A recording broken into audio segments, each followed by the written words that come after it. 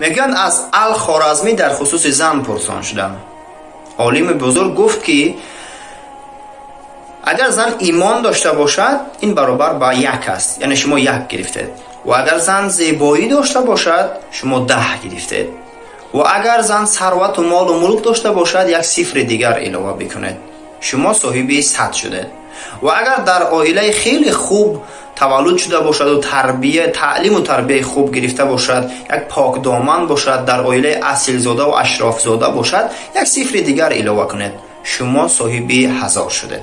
و اما اگر همین رقم 1 از میان گرفته شود، از میان برداشته شود، نابود شود، شما فکر کنید که هیچ چیز گرفتید. این چیز رو با مردها هم میتوان ربط داد، نه فقط با زنها. مردها هم امروز 1 قسمت مردها البته بسیار 1 گرگ صفت شدند، چشم شیطان شدند، تا حد مطیع نفس شدند که به خودشان با همون دانش خیلی ضعیف فتوا میدهند، کار رو انجام میدهند و باز خودشان فتوا میبرند، خودشان را اصلاح میکنند.